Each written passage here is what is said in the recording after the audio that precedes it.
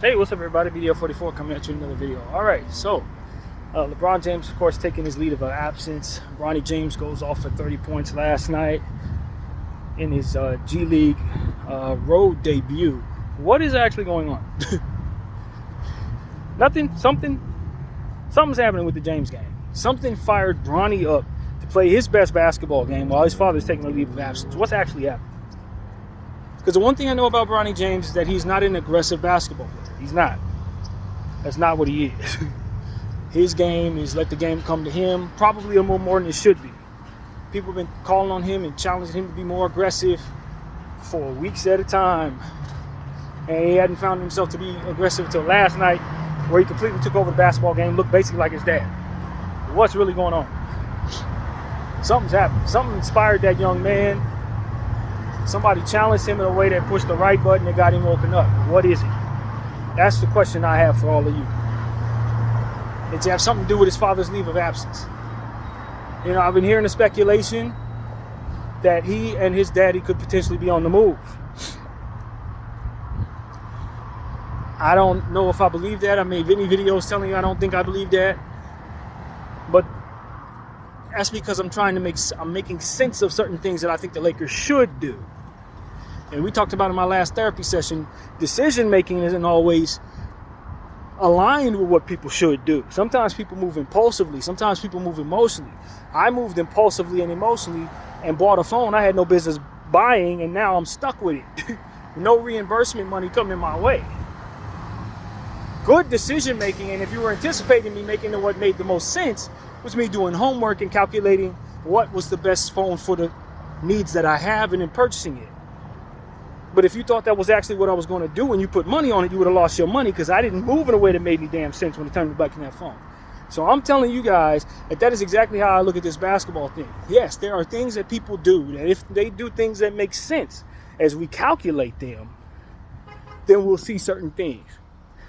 That doesn't mean that's what people are going to execute. I said the same thing about Kawhi Leonard choosing the Clippers over the Lakers. I thought it was a very small chance that he chose Clippers over the Lakers because it didn't make a whole lot of sense in a lot of areas. And yet, it didn't mean he was going to do what he thought he was going to do. Because decision making isn't always aligned with what makes sense. It's aligned with a person's choice and what they want to do. How they view it. Whether or not they have the thoughts in their head whether that makes sense or not. Whether you're calculating it right or not.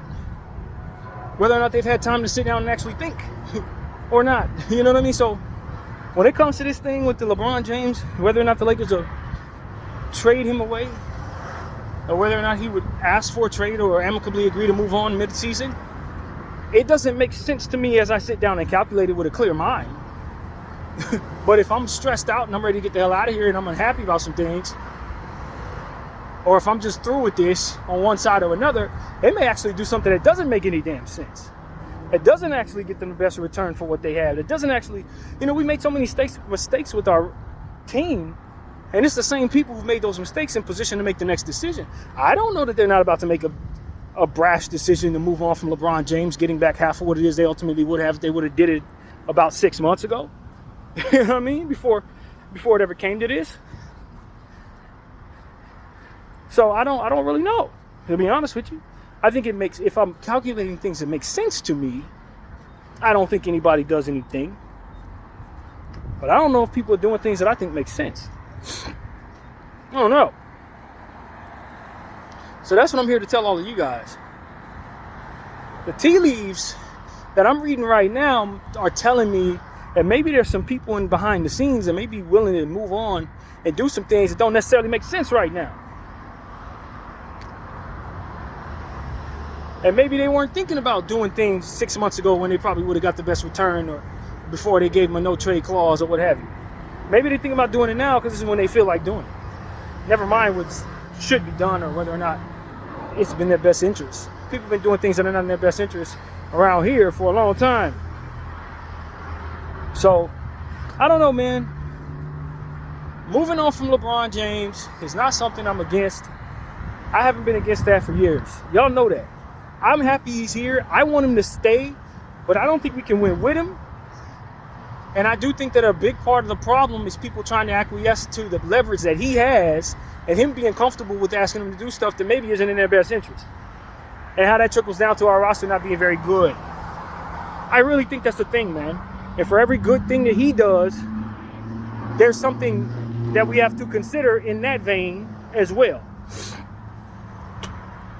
I'm concerned about watching bad basketball because I'm old enough to remember our last rebuilding situation and how grueling it was to sit through, or dare I say, impossible it was to watch, for which I didn't in a lot of cases.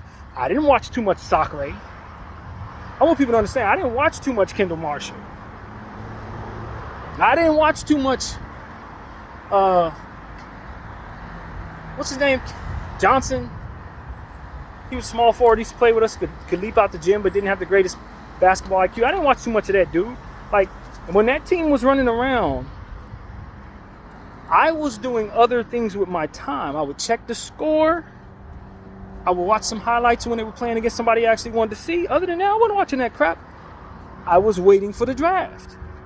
I knew we had our pick, so it was worth sitting through that. This could potentially be a lot worse because we won't have our pick.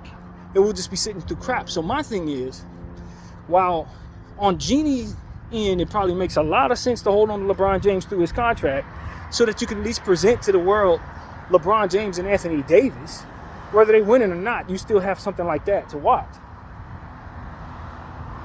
If you move on from those guys and you don't bring yourself back your natural pick for the ineptitude that you're inevitably going to be having, bringing back whatever it is that ain't LeBron and AD, you're going to suck, and it's not going to be for any reason. You're not going to be able to, you're going to be getting a good pick for the Utah Jazz. You'll be getting a good pick for the Atlanta Hawks. So for me, it's like, I don't think it's in my best interest to move Bron at this point, although you would like to get something for him, and on the path we're on, we get nothing for him, which is a real thing. But I think that just the same, I'm probably better for what it is I'm trying to accomplish and keeping people watching by just holding on to him and letting him retire when he's ready to retire, and at least having good basketball while we sit here and wait here without our picks. Presentable basketball, if nothing else. A lot of people are saying anything but this. No, those are people who are not old enough to remember Robert Sacre. Those are people who didn't know the Lakers very much at the time.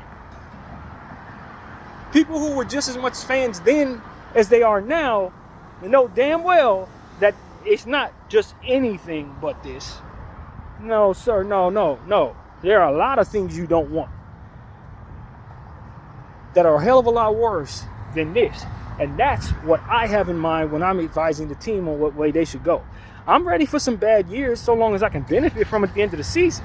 So long as I can spend all year long fantasizing about how I can have the next great rookie in my uniform because of it. Like the Washington Wizards are doing with Cooper Flagg right now. It makes sense that they're losing every night, and they want to lose every night so that they can have an opportunity at that player. Remember when the San Antonio Spurs were trash 2 years ago? They were trying to get Wemby, and they were losing all these games. Keldon Johnson going 1 for 13 from behind the arc on purpose. Yeah, that is what ultimately makes it worth it to sit through that, because you know Wemby's coming, and when Wemby gets here, it's all worth it. It's all worth it when you have your pick. When you don't have your pick, you're just watching bad basketball for no reason. And as a Laker fan, I definitely do not want to be watching bad basketball for no reason. We could be a bad team. Make a purpose out of it. And so for me, if I trade Anthony Davis for picks, it ain't my picks. Am I going to get it back from Utah? Am I getting it back from Atlanta? If you can trade Anthony Davis, and in the process of that trade, get back my pick from Atlanta and get back my pick from Utah, then we can just be bad for the next 4 years and just capitalize on as many young players as we can. I'll live with that. By the time I'm 50 years old, our team will be back in contention if we do everything we're supposed to do. It's going to take a long time, people. I'm 40 right now. It's going to take a long time. A lot of y'all have to understand that LeBron James came and rescued you from ineptitude. You had already been running around with the kids for 4 years at that point. Julius Randle and Lonzo Ball. Now, granted, we drafted in ill-advised, goofy ways. That if we were doing things conventionally, from which I'd hope we'd do this go-round, we ain't going to take Lonzo Ball over Jason Tatum. or De'Aaron Fox. We wouldn't have did that if you were doing things the right way that day. You were buying the hype. You were feeding into the Ball family hype, and that's what ultimately was driving you to do certain things. No different than us doing certain things today for hype reasons.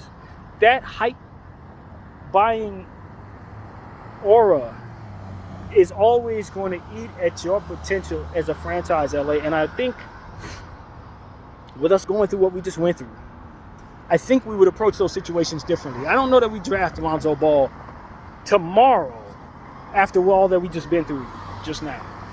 I think we go with Jason Tatum. I think you know damn well Jason Tatum is a more valuable piece, not just because of what we know of Lonzo Ball, because Jason Tatum is a two-way wing, and everybody needs two-way wings. And we knew that then. But we went with Lonzo Ball. So, and look, I like Lonzo. I think Lonzo turned out to be great. Without the injuries, he would have been a fantastic defensive player, this, that, and the third. You still need wings. Jason Tatum's an MVP candidate. You got an NBA championship. Like, there was never any question who you should have taken. We knew that day. Everybody knew that day. So that's not like, there's no surprise that Jason Tatum went on to be a better player than Lonzo Ball. He was a better player than Lonzo Ball that day. And we all knew that, but we wanted to buy into the hype. We wanted to bring Lonzo home. We had Daddy saying, oh, we're going to bring him to the Lakers and all this. And we bought into it, and we were stupid for it, and now we pay for it. Those are things that hampered your rebuild. If you would have did what you were supposed to do, you would have Jason Tatum. You would have Brandon Ingram, Jason Tatum, and a bunch of other stuff you should have held on to as well. So, as long as the Los Angeles Lakers are willing to learn from those mistakes and not drafting in the hype train spirit, it should be fine. You know, let your scouts do the job. Let them tell you who's the best player and take who they tell you to take. We got some of the best scouts in the league, so if you give them a top 5 pick, they're going to find the best thing there. So that's why I'm not really worried about it so long as I get my picks. If I don't have my picks, then we're just going to watch bad basketball for no reason, and I have no interest in that at all. At all. But I tell you, man, I think right now, people may be thinking in brash ways, man. People may be a little mentally fatigued. People may have argued behind the scenes and said, F this, I want out of here. That could have been that's a real thing that could be possible. The way we've been losing basketball games. I know we just beat the Blazers, but I don't know that people actually believe anymore. And judging by how they've been losing to certain teams in the fashion that we've been losing, him going to Miami and getting blown out as bad as he did, he ain't put on a Laker uniform since. That Minnesota loss, the 3-game losing streak where we got kicked around by Minnesota, who we see tonight, and the Heat. Denver Nuggets. Who else was it? I forget who the other team was, and they beat the hell out of us. It just got to a point where it's like, okay, this stuff is compounding. He's in a horrible slump. Anthony Davis ain't reacting well to pressure. He was in a slump for a second. I just think LeBron James said, man, I don't think I want to do this with this team anymore. And we ain't seen him since. So is that a tea leaf for me to think that might be possible? Yeah. Yeah. Him going away from social media while his son was struggling. I think all of it's starting to take a toll on LeBron. He sees this as maybe one of his last years. He's feeling father time in his body. And I don't think he thinks he can win here. And maybe he is ready to get the hell out of here. Or maybe he needed some time off to figure that out. Whatever the case may be, I just wish people would listen to me more. Because if it were up to me, he would be in a championship situation elsewhere right now. He would be in a championship situation because I'd have traded him there. You understand what I'm saying?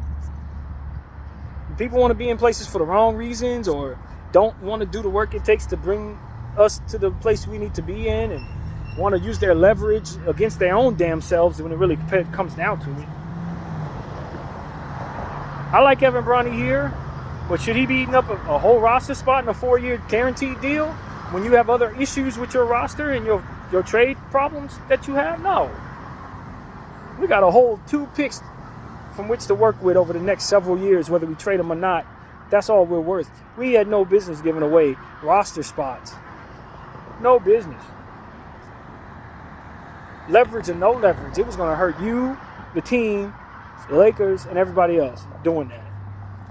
Bronny ain't had a good time here at all.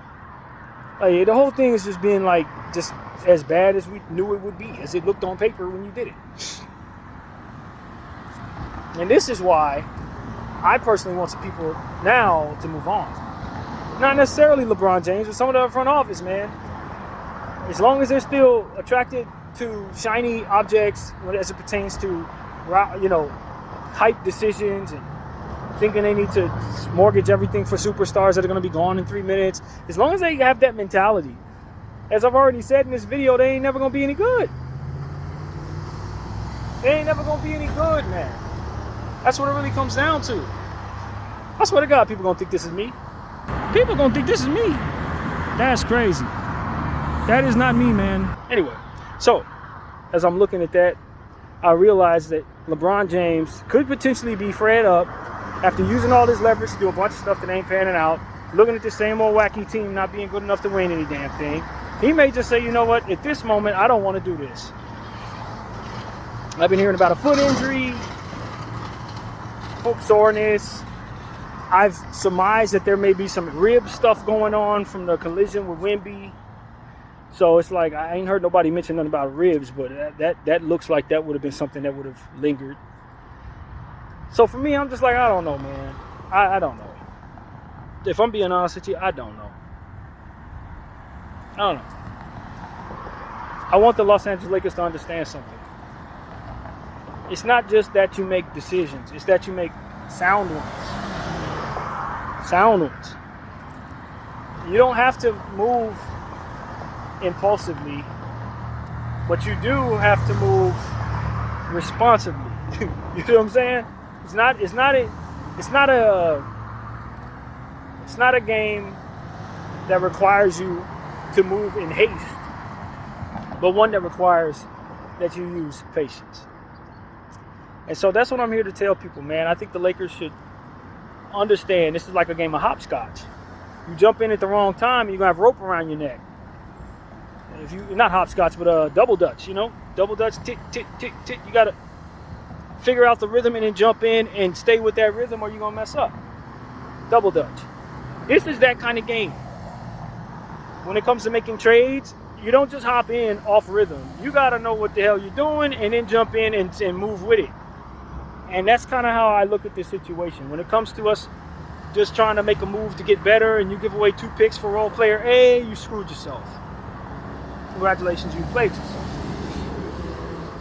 But if you take your time, canvas the land, hold your picks to the chest, pay attention to the situation as it comes, you know, seeing what's available to you, things can transpire, things that you didn't even know were possible can be possible if you just wait and hold on to what you have to pay for. Once you pay for something, now you don't have it to buy something that could potentially come up in the market that's better. These are the type of things that we're talking about. You will have an opportunity if you just utilize your patience and continue to read the market as it flows. Fans ain't going to understand this, but they're also not going to understand you pulling the trigger on a bad trade. All they know is what they want, and that's it. If they don't get what they want, they're unhappy. I can assure you, an unhappy fan does not help you. But the path to them being happy, they may not understand what's going to get them there. What I want people to understand is that the market doesn't look very favorable for the Lakers to make trades. It don't look very favorable. But what you can do, most definitely can do, is ruin your situation, putting pressure on your front office to make deals just for the sake of making deals. I promise you, you end up getting a deal that you don't like. You bring in role player A for 2 first-round picks, and now you're out of those first-round picks immediately. You don't want that, because now when the draft comes back around and you want so-and-so player, you're drafting him for so-and-so team instead of yourself. We've made this argument a million times, and I don't think that anything, based on what it is we have left to use, is worth mortgaging anymore, ever again. I tell you it's not. It's not worth it. The best thing for the Los Angeles Lakers to do is just be patient with their picks, read the market as it comes, and you never know. Maybe somebody finds themselves disgruntled 5 minutes from now that you don't even see available in trade right now. For all you know, Anthony Edwards is about to get into a massive fight with his coach and his teammate. Now all of a sudden he wants to demand a trade to the Lakers. And what do you have? An opportunity to get him that you didn't see yesterday. It wasn't even there. And that's stuff I've seen enough in the NBA to where I know to just hold my chips close to the chest and wait for something great to be possible. And when it is, woo, you find yourself able to strike and everyone's calling you a genius for doing it. But when you move brash and you don't respect the rhythm of that double dutch and you jump in, oh my God, do you regret it, man? Oh my God, do you regret it? And that's what I'm here to tell people, man. I don't want us in our hastily, depressed state of urgency, forcing our front office into a space where they're doing everything but being patient with the trade market. I cannot stress this enough, because I've seen that move before and I've seen good things come around, and you just want to be patient and see if that thing will be willing to come to you.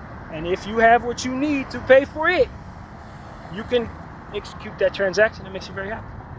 And so that's what I'm telling everybody, man. We got to be patient as it pertains to making trades to improve this team, and being patient as it pertains to restarting our process, our rebuild. We don't want to upstart the rebuild too soon and end up getting worse back for your best players. You trade Anthony Davis in this market, maybe you're happy with your return, maybe you're not. You wait until after this collective bargaining agreement is out of the picture, and suddenly the eyes looking to make a trade like that become bigger because people have more flexibility to move more pieces. That's what I'm telling you. I don't know that we're going to be in this apron era for much longer because there's too many people unhappy about it. So the idea that they're going to be able to opt out of that collective bargaining agreement at the end of this year is something that I hope that they will be willing to do. If they're willing to do that, you have your picks close to the chest and you can make a trade that allows for you to have the leverage to move Anthony Davis for everything that otherwise he's going to be worth and more, because you will not be a desperate team in need of picks, but a team who has their picks looking to move a very valuable piece. This stuff is important in regards to conversations about leverage, people. What you have on the table will determine your desperation. That desperation will determine how well someone's able to take advantage of it. This is so very important. This is why I say stay away from no trade clauses. This is why I don't believe in mortgaging picks. This is why I believe in developing young talent, because the more stuff that you have on tab that is valuable, the more leverage you have in making trades for things you want, and the less likely you're going to be in a position to be taken advantage of by somebody who wants to take advantage of somebody who doesn't have a lot.